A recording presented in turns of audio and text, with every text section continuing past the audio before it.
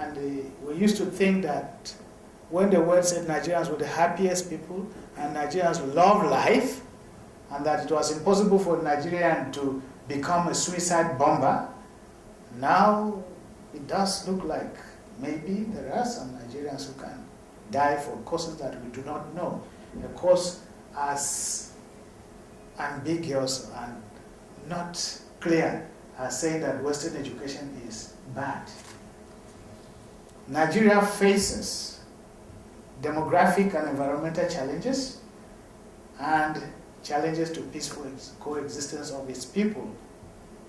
The Muslims and the Christians, since the advent of democracy, there's ethnic groups fighting, which I consider as a phenomenon of democracy where after a repression of 30 years, people suddenly have space now to express themselves. And this expression in the past used to be elders sit together and come to a resolution about differences. Today, because of proliferation of small arms, not manufactured by us, but manufactured by members of the UN Security Council, these arms have found themselves and are bringing major havoc in Africa. Arguments that could be amicably settled are settled with Kalashnikov and all kinds of dangerous arms and guns that have found themselves to our shores. It's cheaper to buy AK-47 than it is to buy a bag of rice, for instance. And this is really bad for us. We are yet to have our democracy take root. 12 years is nothing in the life of a nation, and the challenges of the social contract between the leaders and the citizens has not been fully established because of the size of our civil society, which has not yet been fully developed.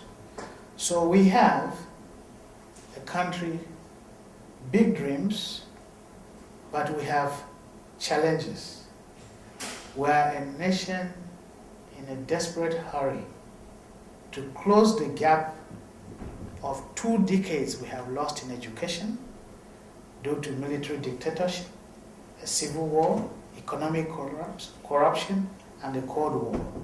And we believe that only a robust higher education can help Nigeria catch up with the rest of the world and achieve her targets. Education is everything.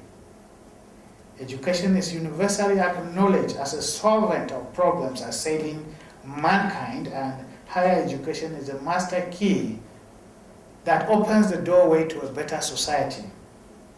Universities and colleges assist economic development, and they provide training for future generations to take control of their lives through the creation of jobs and the entrepreneurship spirit. Education has promised to provide trusted leadership of Nigeria for the future, and this is extremely important. My coming to Northwestern, a university that has president and chairman of some of the top elitist companies and corporations in the world, over 200 blue chip companies in the world. That is the kind of education I'm talking about. To provide leadership for the future. And you have achieved this because of the particular learning community ambience you have given to the students to study on this campus. Nigeria as a whole can be considered as a campus as well, where the manner of our upbringing of our children, the family structure, the extended family, the unwritten code of the welfare system embedded in the Nigerian system, where we are all responsible for each other, including the weakest and the poorest and the meanest, the smallest in our community will have a say, because they have one person who is educated in that family, who takes responsibility for the rest of the people.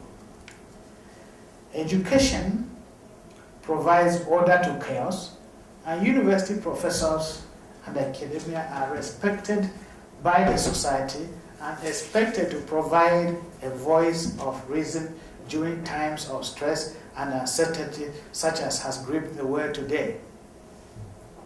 It is remarkable that I come from a university in Nigeria that produced presidents, and presently, out of the 36 governors in the country, 14 are from the Madubele University. This is the kind of education I want this university to bridge with Nigeria, so that we're not just producing people who take over leadership and continue business as usual, who become the people that corrupt their country, who become unconscionable actors, who seek to entrench themselves in governance without caring about the democratic process or the electoral process that puts them in the first place. No community, no university community can afford to say we are a university when we become oblivious of some of the problems that are thrashing other communities in the world. Because whatever affects others, we have it here coming in Canada. As ambassador, I've often been called to respond to immigration situations of Nigerians claiming refugee status in Canada. And they see some of the most bizarre things. Oh, we are from the South, we are being persecuted. And you ask the guy, there's no place near any of the states in the South. Oh, we are from Jos, and they just killed people last week. The following week, you will find 1 or 2 people who are claiming refugee status at the airport in Toronto. So chaos everywhere. Anywhere in the world is a threat to everybody everywhere. And the university community is expected to begin to think of how things happen, why they happen, and how they could be ameliorated and solutions found so that humankind will have a better landing. We have made advances in science and technology. We've made advances in medicine, and even here today, your university has made one of the most advances in medicine in the treatment of hypertension and stroke. And I just was in one of your facilities, and I was amazed this afternoon to meet some of your most distinguished professors who have made fantastic contribution in the world.